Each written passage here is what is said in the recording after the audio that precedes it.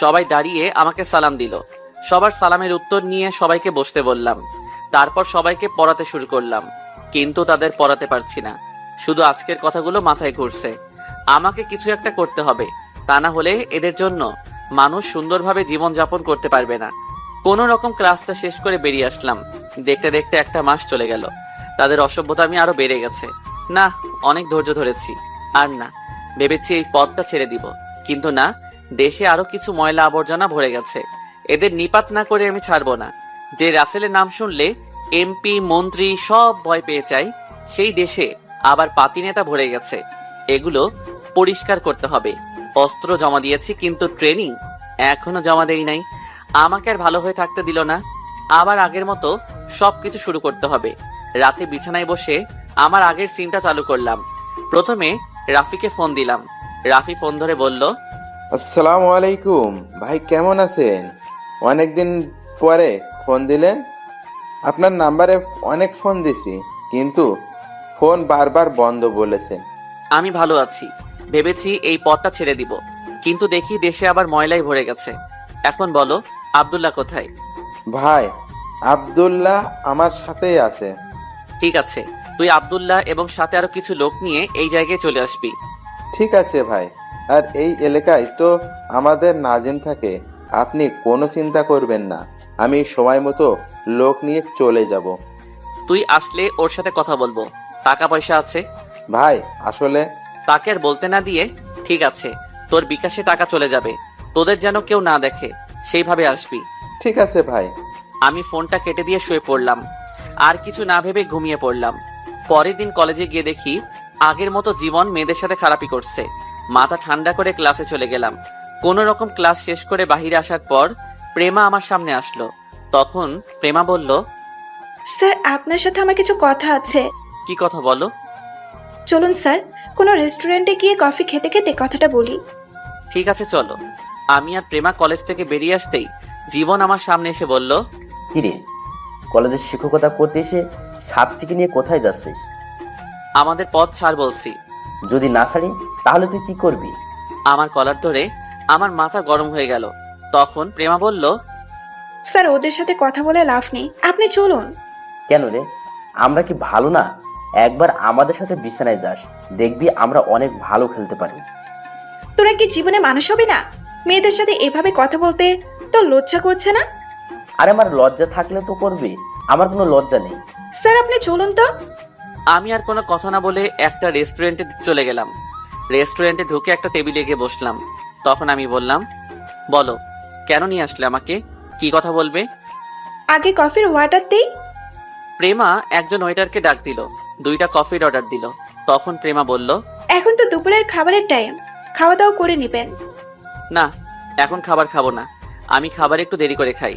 Sir, আপনি জানেন বাংলাদেশে একজন মাফিয়া ছিল, তার ভয়ে সব নেতারা প্রস্তাব করে দিত, কিন্তু ওনাকে কেউ সামনাসামনি দেখে নাই।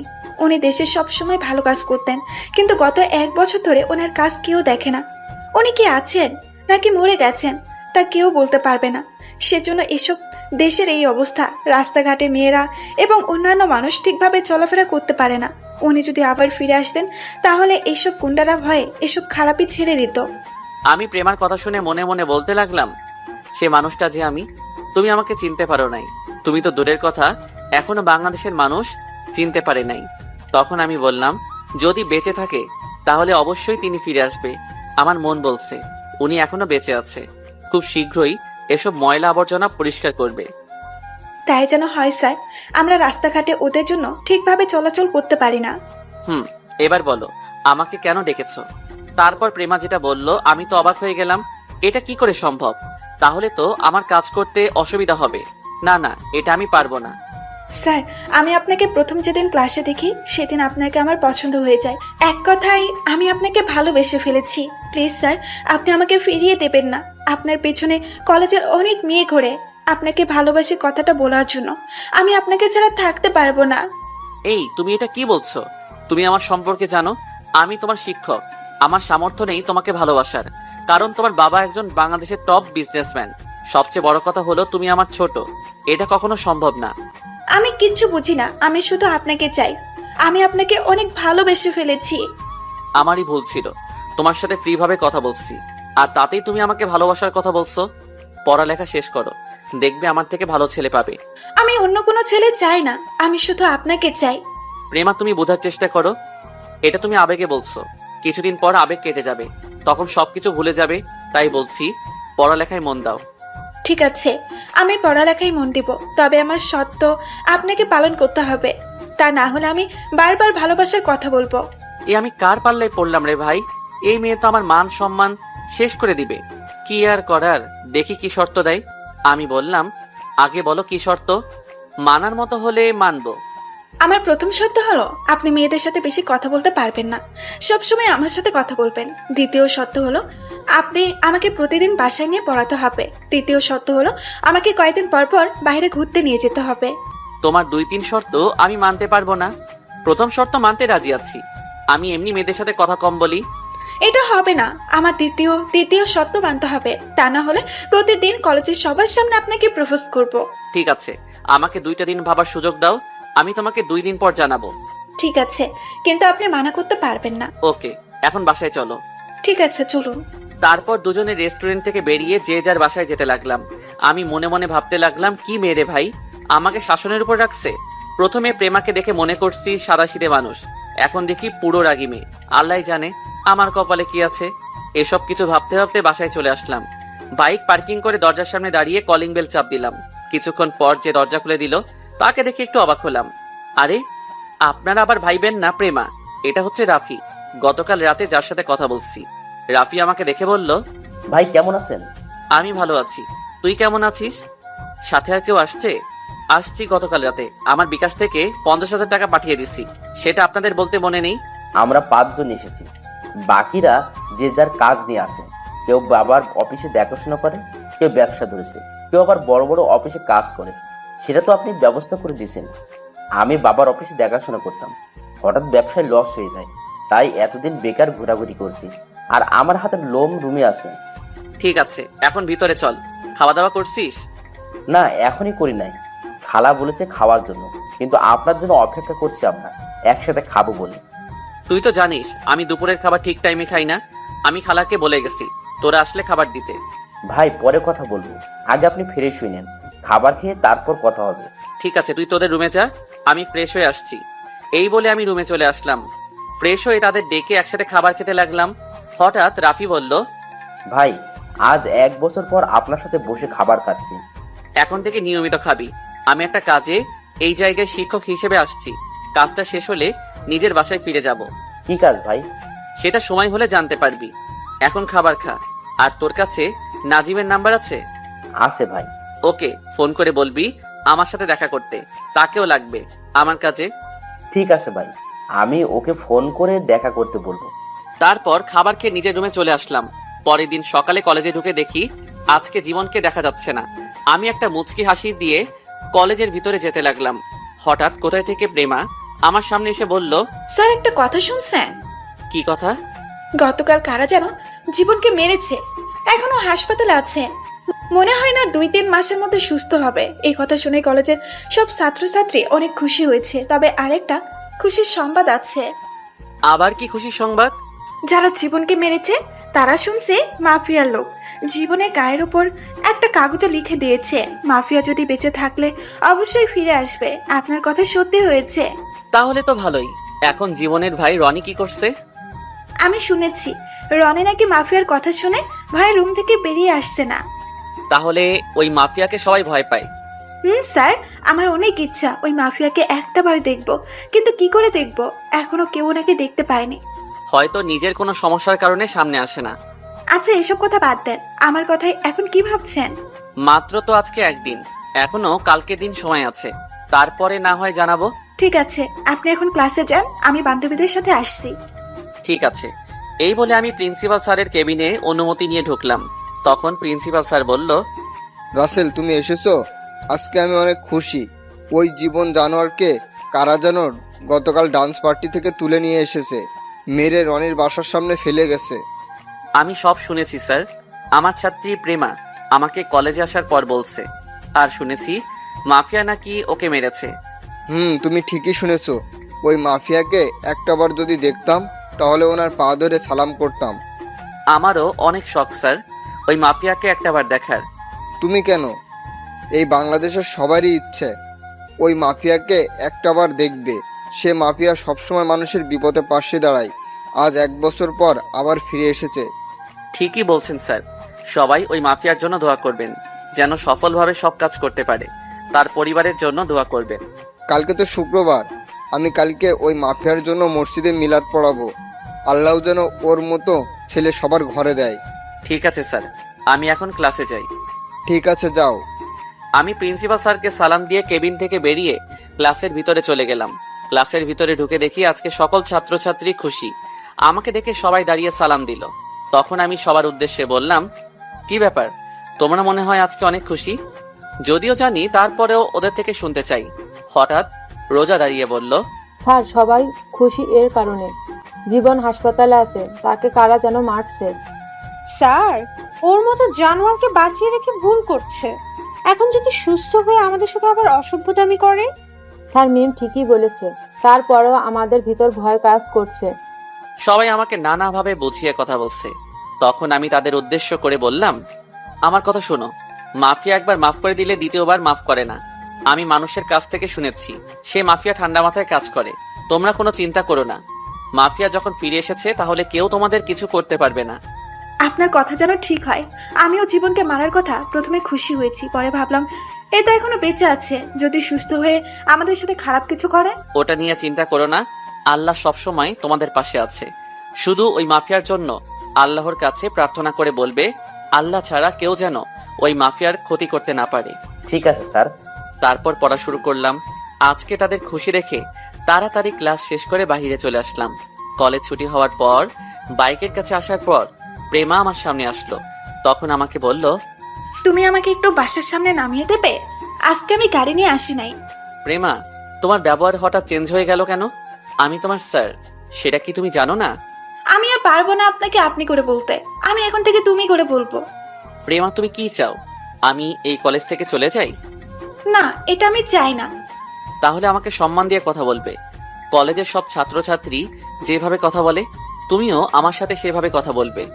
দূর স্যার, আমি আপনার সাথে এতক্ষণ মজা করছি। আমি চেয়েছি আপনাকে তুমি করে বললে আপনি কেমন রিয়াক্ট করেন। আমি কি তোমার ছোট যে আমার সাথে মজা করবে? এমন মজা আর কখনো করবে না। সরি স্যার, আমার ভুল হয়ে গেছে। It's okay. প্লিজ স্যার, আমাকে একটু বাসার সামনে নামিয়ে দেন, আমার গাড়ি নষ্ট হয়ে গেছে। ঠিক আছে চলো, কিন্তু কোনো দুষ্টুমি করতে পারবে না। ঠিক আছে, করব না। আমি বাইকে ওঠার পর প্রেমা উঠলো। তখন আমাকে বলল, স্যার আমি তো কখনো বাইকে উঠি নাই, এখন তো আপনাকে ধরতে হবে। ঠিক আছে, তুমি আমার ঘাড়ে হাত দাও। আমার কথা মতো প্রেমা আমার ঘাড়ে হাত রাখলো। প্রেমার হাত ঘাড়ে দেওয়ার পর শরীর দিয়ে হঠাৎ বিদ্যুৎ বয়ে গেছে। এই প্রথম কোনো মেয়েকে বাইকে করে নিয়ে যাচ্ছি। আমি বাইক চালাতে লাগলাম। তখন প্রেমা বলল, স্যার আপনার আপু কি করে? সেটা জেনে তুমি কি করবে? এমনি জিজ্ঞেস করলাম আর কি, বলুন না স্যার। আমার আব্বু কিছুই করে না, বড় বোন তার জামাইয়ের সাথে থাকে। আমার টাকা দিয়ে আব্বু আম্মু চলে। আমি মনে মনে বললাম, আমার বাবার যা কিছু আছে তার 10 ভাগের 1 ভাগ তোমার বাবার নেই। ও, আপনার অনেক কষ্ট হয় না স্যার? আমার কোনো কষ্ট হয় না, আল্লাহ দিলে মা বাবাকে নিয়ে আমি অনেক সুখে আছি। প্রেমা মনে মনে বলে, তাহলে আমাকে বিয়ে করে নাও। আমাকে বিয়ে করলে তোমার কোনো কিছুর অভাব থাকবে না। ও স্যার, আমার বাসায় চলে আসছে, এটাই আমাদের বাসা। আমি বাইক তাদের বাসার সামনে দাঁড় করালাম। প্রেমা বাইক থেকে নেমে বলল, স্যার আমাদের বাসায় আসুন। আজকে যাব না, অন্য একদিন যাব। এটা কেমন করে হয়? বাসার সামনে থেকে চলে যাবেন? রাগ করো না, আরেকদিন ঢুকবো বাসার ভিতরে। আমার বাসায় একটু কাজ আছে। কাজ থাকলে তো আর জোর করা যাবে না, তবে আমার একটা রিকোয়েস্ট রাখবেন। কি রিকোয়েস্ট বলো? আপনি একটু চোখটা বন্ধ করুন। ঠিক আছে, করলাম। আমি চোখ বন্ধ করার পর প্রেমা এমন কিছু করবে সেটা আমি কখনো ভাবিনি। আমি চোখ বন্ধ করার সাথে সাথে প্রেমা আমার গালে একটা চুমু দিয়ে দৌড় দিয়ে ভিতরে চলে গেল। প্রেমা এটা কি করলো? আমি তো কিছুই বুঝতে পারলাম না। আমি আর কোনো কিছু চিন্তা না করে বাসায় যেতে লাগলাম। এবার আপনাদের আসল ঘটনা খুলে বলি। গতকাল রাতে নাজিম আমার সাথে দেখা করে। জীবনের কথা ওকে জিজ্ঞেস করলে সে আমাকে অনেক কিছু খুলে বলে।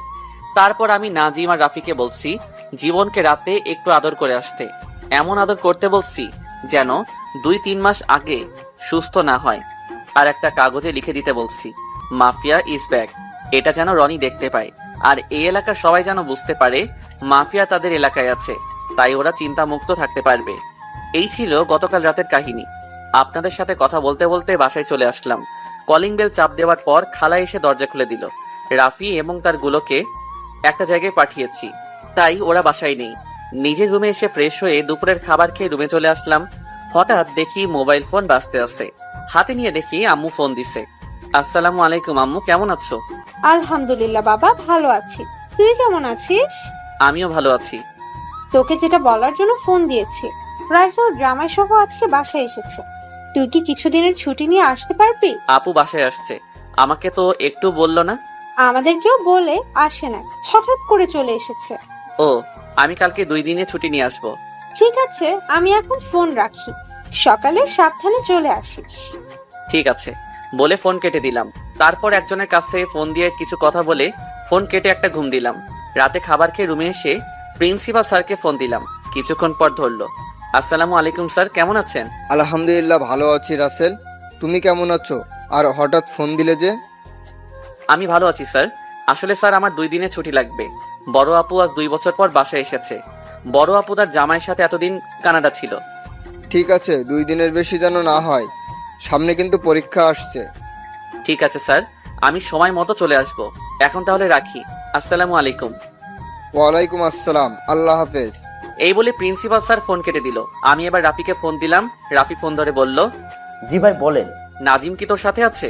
জি ভাই, নাজিম আমার সাথে কথা বলবেন? সমস্যা নেই, তুই মোবাইল লাউড স্পিকার দে, আমি কি বলি মন দিয়ে শুনবি। বলেন ভাই। শোন, আমি কালকে 2 দিনের জন্য বাসায় যাব। তোরা ভালো করে রনির খোঁজ খবর রাখবি। সে কোথায় যায়, কি করে, আমাকে সব খবর দিবি। ওকে ফলো করলে আসল মানুষটাকে পেয়ে যাব, এটা আমার মনে হয়।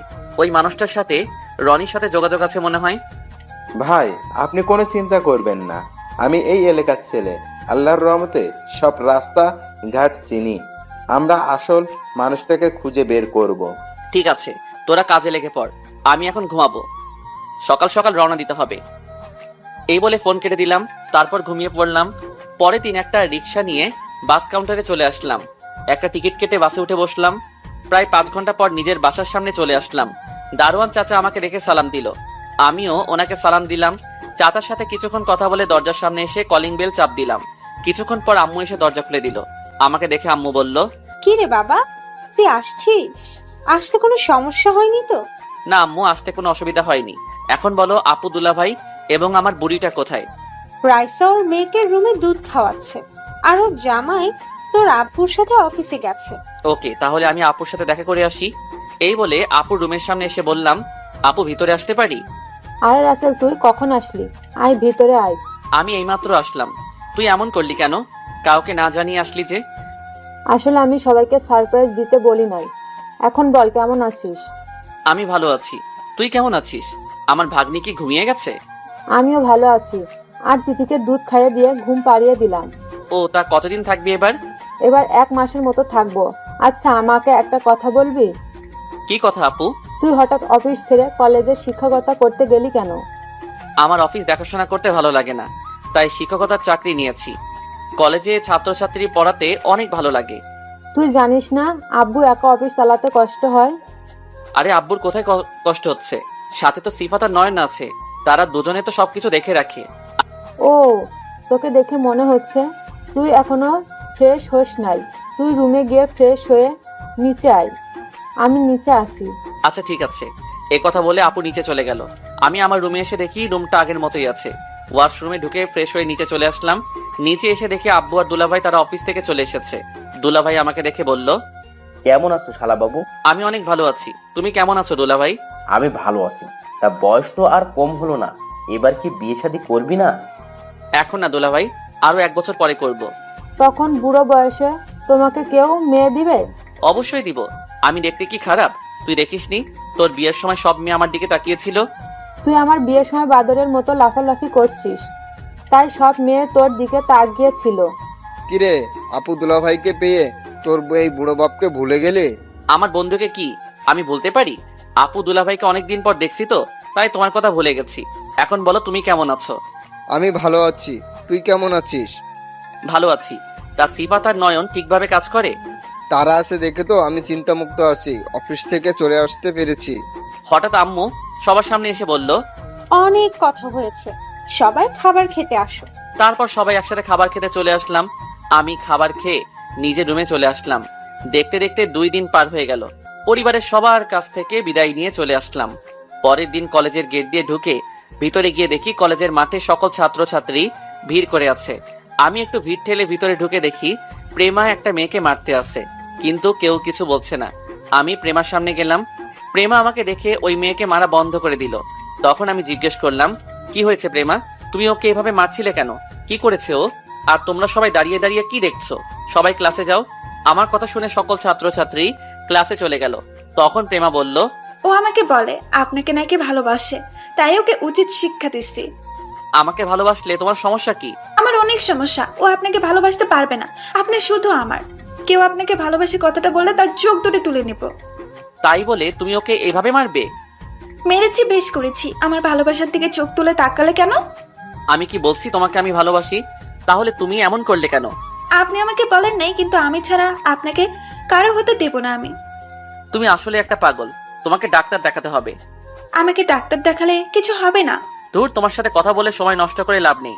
আচ্ছা, আমি ওর হয়ে তোমার কাছে ক্ষমা চাচ্ছি। তুমি প্লিজ কিছু মনে করো না। মেয়েটা ঠিক আছে বলে ক্লাসে চলে গেল। তখন প্রেমা আমাকে বলল, আপনি ওর কাছে ক্ষমা চাইছেন কেন? আর আপনি এই 2 দিন কলেজে আসলেন না কেন? কোথায় গেছিলেন আপনি? আমি বাড়িতে গেছি, তাই কলেজে আসি নাই। আচ্ছা, তুমি ওদিন এমনটা করলে কেন? আপনি কিসের কথা বলছেন স্যার? আমাকে ওদিন চোখ বন্ধ করতে বলে তুমি আমাকে চুমু দিয়ে দৌড় দিয়ে ভিতরে গেলে কেন? আমার ইচ্ছে হয়েছে, তাই আপনাকে চুমু দিছি। প্লিজ প্রেমা, তুমি এমন পাগলামি করো না। লেখাপড়ায় মন দাও। তোমার আব্বু জানতে পারলে আমাকে কলেজ থেকে বের করে দিবে। আর সেটা কি তুমি চাও? সেটা আমি কখনো চাই না। এখন কোনো কথা না বলে আমার সত্যের উত্তর দাও। ঠিক আছে, আমি রাজি। তবে তোমাকে আমি প্রতি শুক্রবার ঘুরতে নিয়ে যাব, আর বিকালে তোমাকে পড়াবো। ঠিক আছে স্যার, এখন ক্লাসে আসুন। এই বলে প্রেমা চলে গেল। আমি আর কোনো কথা না বলে কলেজের ভিতরে ঢুকে অফিস রুমে চলে গেলাম। এবার আপনাদের একটা কথা বলি। আসলে প্রেমাকে প্রথম দেখায় আমিও ভালোবেসে ফেলেছি, কিন্তু তাকে এখন বলছি না। কারণ আমি যে কাজে কলেজে শিক্ষকতা করতে আসছি সেটা শেষ না করা পর্যন্ত ওকে মনের কথা বলবো না। এই কারণে প্রেমাকে বেশি কিছু বলি না। কিন্তু প্রেমার পাগলামি দিন দিন বেড়ে যাচ্ছে। না জানি ওকে পড়াতে গেলে আমার সাথে কি করে। আর কিছু না ভেবে ক্লাসে চলে গেলাম। সবাই দাঁড়িয়ে সালাম দিল। সালামের উত্তর নিয়ে সবাইকে বসতে বললাম। তারপর পড়া শুরু করলাম। প্রেমা আমার দিকে তাকিয়ে আছে। ওর আমার দিকে তাকালে কেমন যেন ওর মায়ায় পড়ে যায়। তো যাই হোক, ক্লাস শেষ করে অফিস রুমে চলে আসলাম। কলেজ ছুটি হওয়ার পর বাহিরে এসে বাইক নিয়ে আসতেই আবার প্রেমা আমার সামনে আসলো। তখন আমি বললাম, কি ব্যাপার প্রেমা, তুমি আমার সামনে কেন আসলে? আপনি আমাকে বাসায় নামিয়ে দিয়ে আসেন। প্রেমা, এটা কিন্তু শর্তের মধ্যে ছিল না। আমি কিছু জানি না, আপনি আমাকে বাসায় দিয়ে আসেন। তোমার পাগলামি দিন দিন বাড়ছে। তোমাকে প্রথম দেখে তো এমন মনে হয় নাই। আপনি জানেন না, আমার অনেক রাগ। আজ পর্যন্ত কোনো ছেলেকে ভালোবাসি নাই, কিন্তু আপনাকে দেখার পর অনেক ভালো লেগেছে, তাই তো আপনার সাথে পাগলামো করি।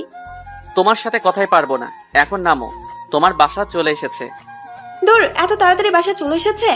বিকেলে ঠিক টাইমে বাসায় চলে আসবেন। ঠিক আছে, কিন্তু তোমার আব্বুর কাছে কি বলছো আমার কথা? কি, আমি যে আপনাকে ভালোবাসি সে কথা নাকি? দূর, আমি বলছি আমি যে তোমাকে পড়াবো, এটা কি তোমার আব্বুকে বলছো? এটা আমি 2 দিন আগেই বলে রাখছি আব্বুকে। আব্বু রাজি হয়েছে। আমি বলছি আপনি 2-3 দিন পর পড়াতে আসবেন। ঠিক আছে, আমি এখন বাসায় যাচ্ছি। সাবধানে যাবেন। আমি আর কোনো কথা না বলে বাসায় চলে আসলাম।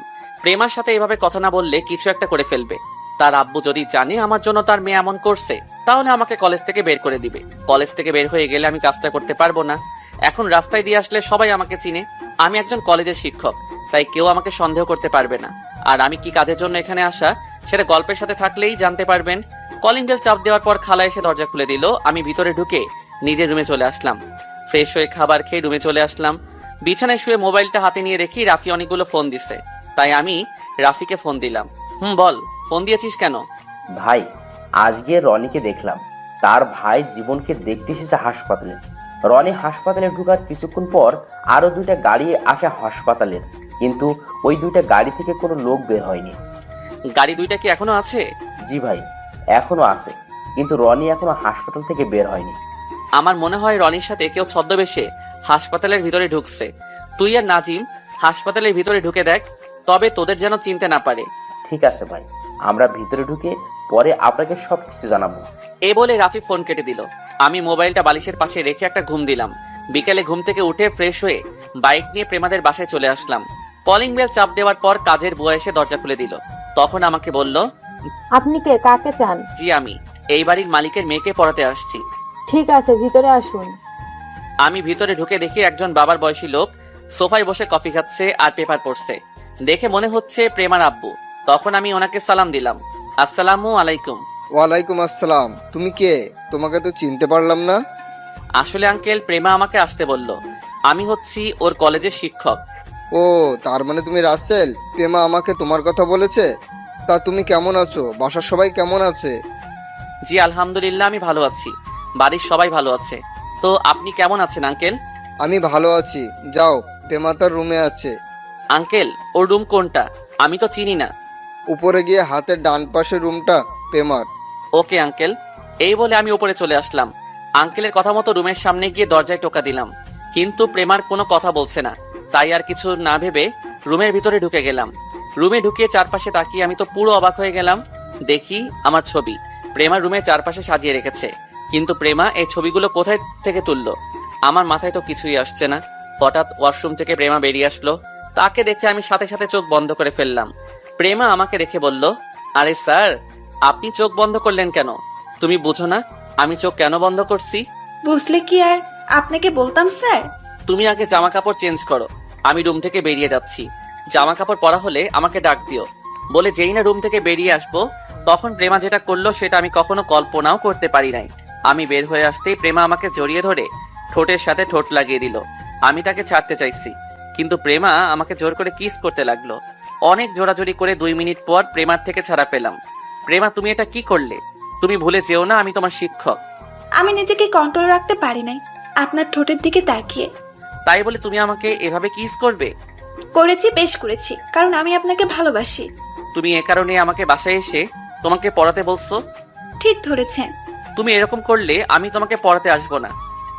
সেটা আপনি কখনো করবেন না স্যার। মানে তুমি কি বলতে চাও? মানে হলো আপনিও আমাকে ভালোবাসেন। তুমি এটা ভুল ভাবছো। আমি তোমাকে ভালোবাসি না। মনে মনে বললাম, তোমাকে তো প্রথম দেখায় ভালোবেসে ফেলেছি। যদি আপনি আমাকে ভালো না বাসতেন তাহলে আমার এরকম অত্যাচার সহ্য করতেন না। তুমি আমার ছাত্রী, তাই তোমাকে কিছু বলি না। আমি জানি তুমি এসব আবেগে করছো, কিছুদিন পর এমনি ঠিক হয়ে যাবে। আমি এসব আবেগে করছি না। আচ্ছা, আপনি আমার চোখের দিকে তাকিয়ে বলুন তো, আপনি আমাকে পছন্দ এবং ভালোবাসেন না? তুমি একটু বেশি কথা বলছো। তাড়াতাড়ি জামা কাপড় চেঞ্জ করে পড়তে বসো। এখন কথা ঘোরাচ্ছেন কেন? সত্যি করে বলুন তো, আপনি আমাকে মনের কথা খুলে বলছেন না কেন? আমি তোমাকে ভালোবাসি না, তারপরেও তুমি কেন এমন করছো? আমি কিন্তু এখন চলে যাব। ঠিক আছে, আমি জামা কাপড় চেঞ্জ করছি, আপনি বাইরে গিয়ে দাঁড়ান। আমি আর কোনো কথা না বলে রুম থেকে বেরিয়ে আসলাম। মনে মনে বললাম, খাচ্চুন্নি আমার মনের কথা কিভাবে বুঝতে পারলো? কিছুক্ষণ পর প্রেমা রুমে যেতে বলল। রুমে গিয়ে দেখি প্রেমা পড়ার টেবিলে বসে আছে। আমি একটা বই হাতে নিয়ে তাকে পড়াতে লাগলাম। প্রেমা তো পড়ছে না, সারাক্ষণ আমার দিকে তাকিয়ে আছে। কোনো রকম পড়ায় তার আব্বুকে বলে বাসা থেকে বেরিয়ে আসলাম। পড়াতে পড়াতে প্রায় সন্ধ্যা হয়ে গেছে। কিছুক্ষণ পর বাসায় চলে আসলাম। বাসায় এসে ওয়াশরুমে ঢুকে ফ্রেশ হয়ে বেরিয়ে এসে দেখি মোবাইল বাজতে আছে। মোবাইল হাতে নিয়ে দেখি আননোন নাম্বার। 2-3 বার রিং হওয়ার পর ধরলাম। তখন ওই পাশ থেকে একটা মেয়েলি কণ্ঠে বলল, আসসালামু আলাইকুম স্যার, কেমন আছেন? ঠিক মতো বাসায় গেছেন? ওয়ালাইকুম আসসালাম, ভালো আছি, মাত্র বাসায় আসলাম। এখন বলো, আমার নাম্বার কোথায় পেয়েছো? আপনার মোবাইল থেকে নিয়ে এসেছি স্যার। আমার মোবাইল তো আমার সাথেই ছিল, তুমি কিভাবে নিলে? আরে আমি যখন জামা কাপড় চেঞ্জ করব তখন আপনি মোবাইল আমার রুমে রেখে বাইরে গেছেন, তখন আপনার মোবাইল থেকে নাম্বার নিচ্ছি। কিন্তু আমার মোবাইল তো লক করা ছিল, তুমি নিলে কেমন করে? স্যার, আপনি কি নাম দিয়ে মোবাইল লক করছেন সেটা আমি জানি। এখন বলেন আমার নাম দিয়ে লক করছেন কেন, এবং আমার ছবি মোবাইলে সেভ করে রেখেছেন কেন? এই যা, প্রেমা তাহলে সবকিছু জেনে গেছে। আসলে একদিন লুকিয়ে প্রেমার একটা ছবি তুলছি, সেটা মোবাইলের সামনে সেভ করে রেখেছি, আর প্রেমার নাম দিয়ে মোবাইল লক করছি। তখন আমি বললাম, আচ্ছা তাহলে তুমি আমাকে বলো, তুমি জানলে কেমন করে আমি যে তোমার নাম দিয়ে লক করে রেখেছি? আমার ছবি প্রোফাইলে দেখে বুঝতে পারলাম আপনি আমাকে ভালোবাসেন। তখন লক খুলতে প্রথমে আপনার নাম দিচ্ছি, কিন্তু কোনো কাজ হলো না। তার মনে মনে বলি আমার নাম দিয়ে দেখি, তখন আমার নাম দেওয়ার সাথে সাথে লক খুলে গেল। এই তো, যখন ভালোবাসেন তাহলে বলছেন না কেন? আসলে তোমাকে প্রথম যেদিন দেখি সেদিনই তোমাকে ভালোবেসে ফেলেছি। পরে ভাবলাম তুমি আমার ছাত্রী, এটা কি তোমার আব্বু আম্মু মেনে নিবে, তাই তোমাকে বলি নাই। আজ পর্যন্ত কোনো মেয়েকে আমার ভালো লাগে নাই, একমাত্র তোমাকে দেখে আমার অনেক ভালো লাগে। প্লিজ আপনি আমার সাথে একটাবার দেখা করতে পারবেন? কিছুক্ষণ আগেই তো তোমার বাসা থেকে আসলাম, এখন আবার কেন যাব? আসলেই দেখতে পাবেন, প্লিজ আপনি না করবেন না। যদি তোমার আব্বু আম্মু কিছু বলে তখন কি বলবো? সেটা নিয়ে আপনাকে ভাবতে হবে না, আমি দরজার সামনে আপনার জন্য অপেক্ষা করব, আর আমি আব্বু আম্মুকে অন্য কিছু বলে মানিয়ে নেব। ঠিক আছে, আমি আসছি, এই বলে ফোন কেটে দিলাম। তারপর একটা জামা গায়ে দিয়ে খালার কাছে বলে বাসা থেকে বেরিয়ে আসতেই মোবাইলটা বেজে উঠলো। মোবাইলের দিকে তাকিয়ে দেখি রাফি ফোন করছে। তখন আমি কল রিসিভ করে বললাম, বলো রাফি। ভাই, আপনি একটু আমাদের সাথে দেখা করতে পারবেন? অনেক জরুরি কথা আছে। কি কথা বলো? ভাই, কথাগুলো সামনাসামনি বললে ভালো হবে। ঠিক আছে, তুমি লোকেশন ত্যাগ করো, আমি আসছি। ঠিক আছে ভাই। আমি ফোনটা কেটে দিয়ে প্রেমাকে ফোন দিলাম। প্রেমা কল রিসিভ করার পর আমি বললাম, প্লিজ তুমি রাগ করো না, আমার হঠাৎ একটা কাজে এক জায়গায় যেতে হবে, তোমার সাথে কালকে বিকেলে পড়ার সময় দেখা হবে। আচ্ছা ঠিক আছে। এই বলে প্রেমা কল কেটে দিল। আমি জানি প্রেমার মনটা খারাপ হয়ে গেছে। কি করব আমি যে কাজে আসছি সেটা শেষ তো করতে হবে। আমি মোবাইলে লোকেশন দেখে রাফির জায়গায় মতো চলে আসলাম। আমি গিয়ে দেখি রাফি আর নাজিম এবং তাদের সাথে কিছু লোক দাঁড়িয়ে আছে। আমি তাদের সামনে যাওয়ার পর আমাকে সালাম দিল। তখন রাফি বলল, ভাই, আপনি যাকে খুঁজতে এসেছেন তাকে আমরা পেয়ে গেছি। আপনার কথা মতো আমরা হাসপাতালের ভিতরে ছদ্মবেশে ঢুকেছি। জীবনের কেবিনের সামনে গিয়ে দরজা হালকা সরিয়ে ওই লোকটাকে দেখলাম জীবনের সাথে কথা বলছে। ওই লোক রনির সাথে হাসপাতালে ঢুকেছে। পরে যে দুইটা গাড়ি এসেছে ওই দুটা খালি গাড়ি ছিল এবং ওই লোকটার ছিল। এখনো আপনাদের ওই লোকটার নাম বলছি না, কারণ তাকে সামনাসামনি ধরার পর নাম বলবো, তাই কথায় কথায় ওই লোকটা বললাম। তো যাই হোক, গল্পে আসি। এখন ওরা কোথায়? ভাই, আমরা ওই লোকটাকে দেখার পর হাসপাতাল থেকে বাইরে চলে আসি। তারপর বের হওয়ার জন্য অপেক্ষা করতে লাগলাম। কিছুক্ষণ পর রনিসহ ওই লোকটা বেরিয়ে আসলো। আমরা ওদের পিছু নিই। হঠাৎ তারা কক্সবাজার আসার পর হেলিকপ্টার করে কোথায় যেন চলে যায়। সাথে কি রনি গেছে? না ভাই, রনি ওর লোক নিয়ে বাসায় ফিরে গেছে। আচ্ছা ঠিক আছে, তোমরা একটু সেফে থাকো, যা করার আমি করতেছি। আমি বাসায় যাচ্ছি, কোনো খবর পেলে আমাকে জানাবে। ওকে ভাই। তাদের থেকে বিদায় নিয়ে বাসায় চলে আসলাম। রাতের খাবার খেয়ে বিছানায় শুয়ে একজনের সাথে কিছু কথা বলে প্রেমাকে ফোন দিলাম, কিন্তু প্রেমার মোবাইল বন্ধ বলছে। মনে হয় আমার উপরে রাগ করে মোবাইলটা বন্ধ করে রেখেছে। দেখতে দেখতে 15 দিন চলে গেল। প্রেমা এখন আমার সাথে কথা বলে না, আমাকে এড়িয়ে চলে। কিন্তু কোনো মেয়ের সাথে কথা বললে চোখ মুখ লাল করে ফেলে। আমি জানি প্রেমা আমার উপর অভিমান করে আছে, আর আমিও বেশি জোর করছি না, কারণ সামনে তাদের পরীক্ষা চলে এসেছে। প্রেমা এখন পড়ালেখায় মন দিচ্ছে। পরীক্ষা শেষ হোক, তারপর ওকে সবকিছু খুলে বলবো। হঠাৎ মোবাইল ফোনটা বেজে উঠলো। আমি মোবাইলটা রিসিভ করার পর ওই পাশ থেকে বলল, রাসেল, ওই শালাকে খুঁজে পেয়েছি। এখন কি তাকে ধরবো? না, রনি আর ওকে একসাথে ধরবো। এখন কিছু করা যাবে না, আগে পরীক্ষা শেষ হোক, তারপর একসঙ্গে যাব। ঠিক আছে, তুই যেটা বলবি সেটাই হবে। এখন কি করিস? খাওয়া দাওয়া করে রুমে এসে বিছানায় শুয়ে মোবাইল টিপতে আসি। ঠিক আছে, তুই ভালো থাকিস, পরে কথা হবে। ওকে, তুইও ভালো থাকিস, আল্লাহ হাফেজ। এই বলে ফোন কেটে দিয়ে ঘুমিয়ে পড়লাম। পরের দিন কলেজ গেট দিয়ে ঢুকে ভিতরে গিয়ে দেখি প্রেমা একটা ছেলের সাথে দাঁড়িয়ে হেসে হেসে কথা বলছে। এটা দেখে বুকের বাম পাশে কামড় দিয়ে উঠলো। প্রেমা আমাকে দেখে ওই ছেলের হাত ধরে কথা বলছে। আমি ওদের থেকে চোখ সরিয়ে অফিস রুমে চলে গেলাম। প্রিন্সিপাল স্যারের সাথে কিছুক্ষণ কথা বলে ক্লাসে চলে আসলাম। ক্লাসে ঢুকে দেখি প্রেমা আর ওই ছেলে একসাথে বসে হেসে হেসে কথা বলছে। আমি ক্লাসে ঢোকার পর ওই ছেলেটা তার সিটে গিয়ে বসলো। আমি কোনো কথা না বলে পড়াতে শুরু করলাম। ও, আপনাদের তো একটা কথা বলতে ভুলে গেছি। প্রেমাকে পরের দিন পড়াতে যাওয়ার পর প্রেমা আমাকে আসতে মানা করে দিছে। আর আমার জন্য ভালো হয়েছে, তাকে পড়াতে গেলে আমি কাজের কথা ভুলে যাই। আমি এর ফাঁকে প্রায় কাজটা এগিয়ে ফেলছি, শুধু এখন সময়ের অপেক্ষা। পড়ার ফাঁকে ফাঁকে প্রেমার দিকে তাকিয়ে দেখি, কিন্তু প্রেমা আমার দিকে তাকাচ্ছে না। তার মানে কি প্রেমা আমাকে এখন আর ভালোবাসে না? আমাকে কলেজ ছুটি হওয়ার পর প্রেমার সাথে কথা বলতে হবে। কোনো রকম ক্লাস শেষ করে বেরিয়ে আসলাম। তারপর আরো অন্য ক্লাসগুলো শেষ করলাম। কলেজ ছুটি হওয়ার পর বাহিরে আসার পর দেখি প্রেমা আর ওই ছেলেটা বেরিয়ে আসতে। তখন আমি তাদের সামনে গিয়ে বললাম, প্রেমা, তোমার সাথে আমার কিছু কথা আছে। স্যার, আমি কি থাকবো নাকি চলে যাব? তুমি চলে যাও। ঠিক আছে প্রেমা, তুমি থাকো, আমি বাসায় গেলাম। না ফারহান, দুজনে একসাথে যাব। স্যার, আপনি কি কথা বলবেন বলুন। আমি তোমার সাথে একা কথা বলতে চাই। স্যার, আমার হাতে সময় নেই, আমার বাসায় যেতে হবে, আপনি তাড়াতাড়ি বলুন।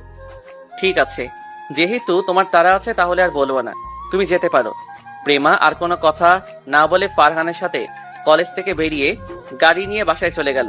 প্রেমার কথাগুলো শুনে অনেক কষ্ট পেলাম। আমি আর দাঁড়িয়ে না থেকে বাসায় চলে আসলাম। কোনো রকম আজকের দিনটা শেষ করলাম। পরের দিন কলেজ গেট দিয়ে ঢুকে সামনে যেটা দেখলাম সেটার জন্য আমি একদম প্রস্তুত ছিলাম না। আরে আপনারা খারাপ কিছু ভাববেন না। আমি দেখি ফারহান একটা গোলাপ ফুল নিয়ে প্রেমার সামনে হাঁটু গেড়ে বসে প্রপোজ করতে আসে। আমি দূরে দাঁড়িয়ে প্রেমার রিয়াকশন দেখছি। দেখি প্রেমা কি করে। আমি মনে করছি প্রেমা ফুল নিবে না, কিন্তু আমার ধারণা ভুল ছিল। প্রেমা ফারহানের কাছ থেকে ফুলগুলো নিল। তারপর প্রেমা যেটা করলো সেটা দেখে আমি পুরো অবাক হয়ে গেলাম। প্রেমা গোলাপ ফুল হাতে নিয়ে একটা চুমু খেলো, তারপর ফারহানের হাত ধরে ক্লাসের ভিতরে চলে গেল। তার মানে প্রেমা এখন আমাকে ভালোবাসে না। আমি মনে করছি প্রেমা আমার উপর অভিমান করে আমাকে কষ্ট দেওয়ার জন্য এমন করছে, কিন্তু না, প্রেমা এখন আমাকে আর ভালোবাসে না। ঠিক আছে, প্রেমা যখন আমার সাথে সুখী না তাহলে তাকে আর জোর করব না। আমার কাজটা শেষ হলে এই এলাকা থেকে চলে যাব। আমি আর দাঁড়িয়ে না থেকে অফিস রুমে চলে গেলাম। কিছুক্ষণ পর ক্লাসে চলে আসলাম। মনটা অনেক খারাপ হয়ে গেল। আমাকে দেখে সবাই দাঁড়িয়ে সালাম দিল। তারপর সবাইকে পরীক্ষার জন্য কিছু নোট দিলাম এবং সবাইকে বুঝিয়ে দিলাম পরীক্ষা আরো 2 দিন পরে। প্রেমা আমার দিকে একটাবার তাকালো না। কোনো রকম ক্লাসটা শেষ করে অফিস রুমে চলে আসলাম। দেখতে দেখতে পরীক্ষার আজকে শেষ দিন। প্রেমা আমার সাথে আর কোনো কথা বলে নাই। সব সময় ওই ফারহানের সাথে কথা বলতো। সবার পরীক্ষা শেষ হওয়ার পর বাহিরে এসে দেখি 4-5টা গাড়ি কলেজের ভিতরে ঢুকলো। তারা আর কেউ নয়, রনি মাস্তান এবং ফাহাদ মাস্তান। এবার আপনাদের বলি, আমি যার খোঁজে এখানে এসেছি সে হচ্ছে ফাহাদ মাস্তান। ওকে মারার জন্য এই এলাকায় আসা। কি করেছে ফাহাদ মাস্তান তা কিছুক্ষণ পরে জানতে পারবেন। আমি রনি এবং ফাহাদের সাথে আরো 2টা ছেলেকে দেখে একটা মুচকি হাসি দিলাম। তারা আর কেউ নয়, রাফি এবং নাজিম। রনি আর ফাহাদকে দেখে কলেজের সকল ছাত্রছাত্রী এক জায়গায় দাঁড়িয়ে দেখতে লাগলো। সবার ভিতরে ভয় ঢুকে গেছে। আমি তাদের সামনে যাওয়ার পর রনি বলল, তুই কি মনে করছিস আমি তোকে ধরতে পারবো না? শুনেছি তুই নাকি আমার চাচাতো ভাই ফাহাদকে মারতে এসেছিস। তখন ফাহাদ মাস্তান বলল, তুই আমাকে মারতে আসলি কেন? আমি তোর কি ক্ষতি করেছি? আজ থেকে 6 মাস আগে তুই একটা পরিবারকে সবার সামনে গুলি করে মারছিস, সেটা কি তোর মনে আছে? মনে আছে। ওই রফিকের কাছে চাঁদা চাইতে গেলে আমার গালে থাপ্পড় মারে, তাই ওকে ওর পরিবারকে রাস্তার মাঝখানে গুলি করে হত্যা করি। তোকে আইন কিছু করে নাই। এই ফাহাদের নাম শুনলে এমপি মন্ত্রী ভয়ে কাঁপে, আর তুই বলছিস আইন কিছুই করে নাই। ও তাই নাকি? কিন্তু আজকে তোকে আমার হাত থেকে কে বাঁচাবে? তুই জানিস রফিককে? উনি হচ্ছে আমার বাবার বন্ধু। আমার সাথে অনেক দুষ্টুমি করতো। আমি ওনার সাথে বন্ধুর মতো চলাফেরা করছি, আর তুই টাকার জন্য ওনার পরিবার সহ মেরে ফেললি। যখন শুনেছি প্রশাসন তোকে কিছু করে নাই, তখন আমি এই কলেজে ছদ্মবেশে ঢুকি একমাত্র তোকে মারার জন্য। তুই এখনো আমার আসল পরিচয় জানিস না, আমি কে। ওই তাই নাকি? তাহলে বল তুই কে? সেটা কিছুক্ষণ পর জানতে পারবি। আগে তোদের একটু ক্যালমা দেখাই। রাফি এবং নাজিম, তোরা এদিকে আয়। আমার কথা শুনে রাফি এবং নাজিম আমার পাশে এসে দাঁড়ালো। রনি আর ফাহাদ শুধু চেয়ে আছে। তখন আমি আবার তাদের বললাম, তোরা জানিস ওরা কারা? ওরা হচ্ছে আমার লোক। আমি ওদের বলেছি তোদের সাথে অভিনয় করে ঢুকতে এবং তোদের সব খবর আমাকে দেওয়ার জন্য। কি, ওরা তোর লোক?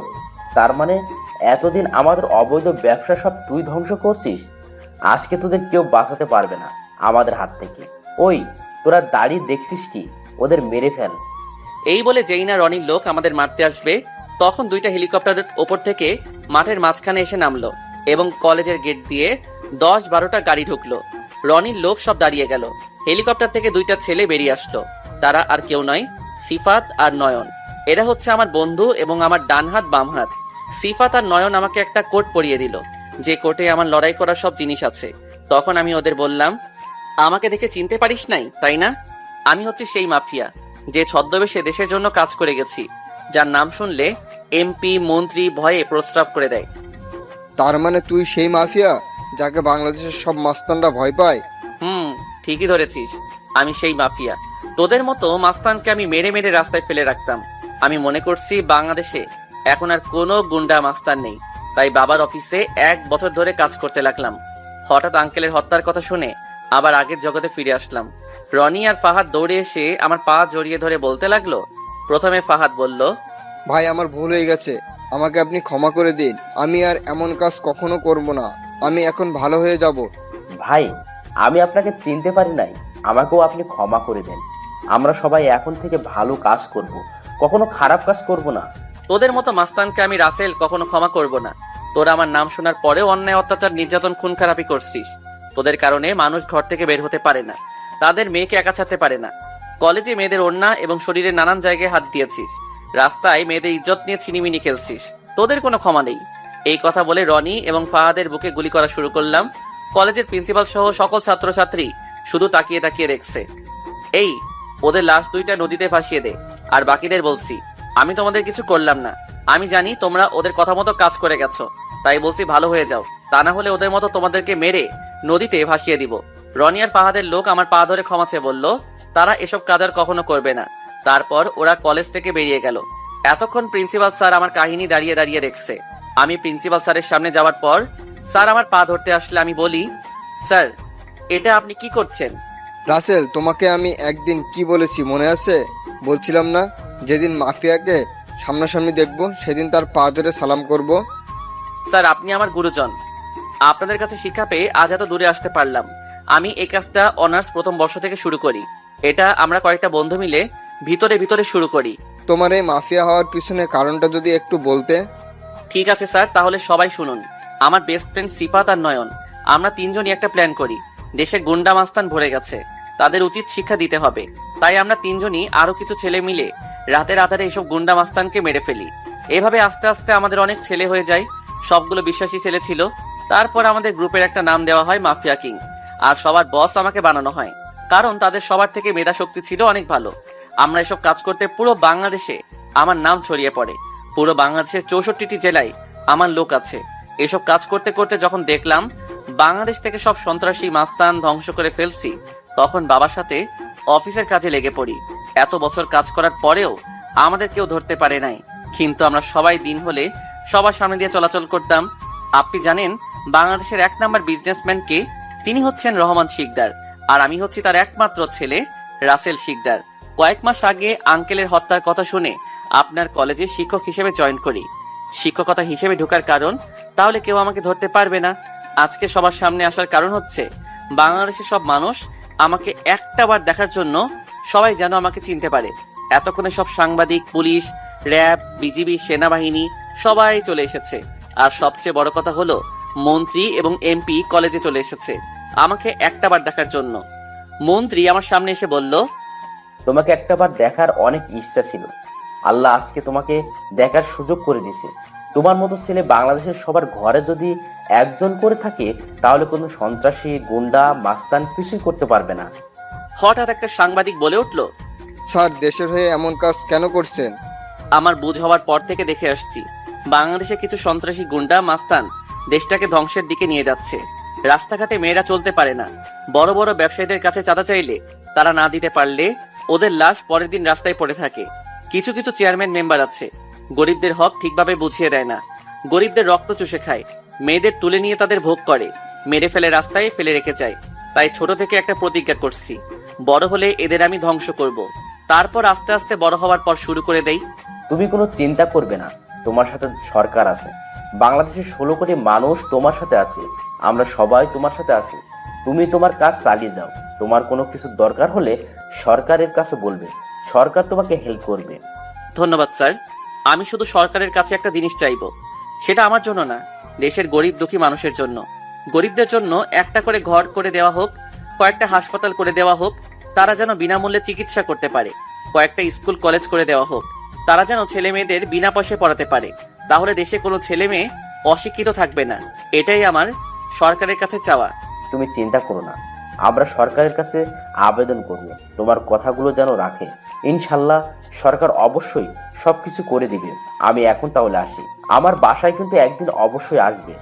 আমি ঠিক আছে বললাম। তারপর এমপি, মন্ত্রী এবং সব সাংবাদিক চলে গেল। আমি প্রিন্সিপাল স্যারকে বললাম, স্যার আমি চলে যাচ্ছি। আমি এই কাজটা করার জন্য কলেজ এসেছি। যদি কখনো ভুল কিছু করে থাকি তাহলে আমাকে মাফ করে দিবেন। আরে, তোমার মতো ছেলে কখনো অন্যায় করতে পারে না। তুমি ভালো থেকো, আমার দোয়া সবসময় তোমার সাথে আছে। তুমি আমার সামনে এসে দাঁড়ালে কেন? আমাকে ক্ষমা করে দিবেন। আমি আপনাকে চিনতে পারি নাই। আমি কখনো ভাবি নাই যে আপনি সেই মাফিয়া। প্লিজ আমাকে আপনি ক্ষমা করে দেন। তুমি তো আমার সাথে কোনো দোষ করো নাই, তাহলে ক্ষমা চাচ্ছ কেন? আমি আপনাকে ভালোবেসে কষ্ট দিচ্ছি? যদি আগে জানতাম আপনি সেই মাফিয়া, তাহলে কখনোই আপনাকে ভালোবাসার কথা বলতাম না। কেন, মাফিয়া হলে কি ভালোবাসা যায় না? যায়, কিন্তু আপনাকে তো আমি কষ্ট দিচ্ছি। আপনি যখন মেয়েদের সাথে আমার সামনে কথা বলেন তখন আমার অনেক খারাপ লাগে। আপনি অনেক দিন এমন করছেন, তখন ফারহান আর আমি আপনার সামনে অভিনয় করি আপনাকে কষ্ট দেওয়ার জন্য। তাহলে তুমি আমার সাথে কথা বলো না কেন? তোমার সাথে কথা বলতে গেলে আমাকে এড়িয়ে চললে কেন? ওই দিন আপনি আমার বাসার আসবেন বলে আসলেন না দেখে আপনার সাথে কথা বলি নাই, কিন্তু আপনি তো আমার সাথে একটাবার জোর করলেন না। আমি চাইছি আপনি আমার সাথে জোর করে কথা বলেন, কিন্তু আপনি বললেন না। আমি তোমার সাথে যদি জোর করে কথা বলতে চাই তাহলে ছাত্রছাত্রী কি ভাববে আমাকে? যে যা ভাবার ভাবু, আপনি করলেন না কেন?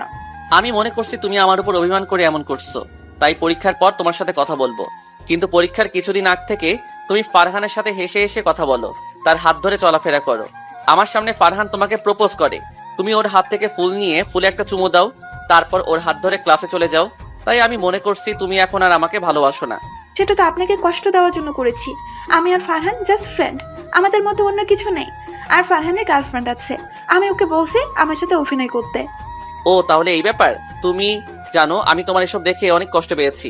পরে চিন্তা করলাম আমার দ্বারা এসব প্রেম ভালোবাসা হবে না। জীবনে প্রথম কাউকে ভালোবাসলাম, প্রথম প্রেমে ব্যর্থ। তাই ভাবলাম আমি যে কাজে এসেছি সেটা শেষ করে নিজের বাসায় চলে যাব। এসব প্রেম ভালোবাসা আর করবো না, একেবারে বিয়ের পর বউয়ের সাথে প্রেম করব। এখন কি আমাকে ভালোবাসেন না? বাঁচতে পারি যদি এরকম কষ্ট আর কখনো না দাও। আমি আর এমন কষ্ট আপনাকে দেব না, সব সময় আপনাকে ভালোবাসা দিয়ে আপন করে রাখবো। তুমি আমাকে এবার আপনি বলা বাদ দাও, এখন থেকে তুমি করে বলবে। ঠিক আছে, তুমি করে বলবো। সিফাত আর নয়ন, তোরা দুইজন একটু অন্যদিকে তাকাতো। আমার কথা শুনে সিফাত আর নয়ন অন্যদিকে তাকিয়ে মুচকি মুচকি হাসছে। ওরা আমার মতলব বুঝে গেছে। আর বুঝবে না কেন, তারা তো আমার বেস্ট ফ্রেন্ড। সিফাত আর নয়ন অন্যদিকে তাকানোর পর আমি প্রেমার ঠোঁটের সাথে ঠোঁট লাগিয়ে দিলাম, কারণ প্রেমার ঠোঁট দুটো আমাকে তার দিকে টানছে।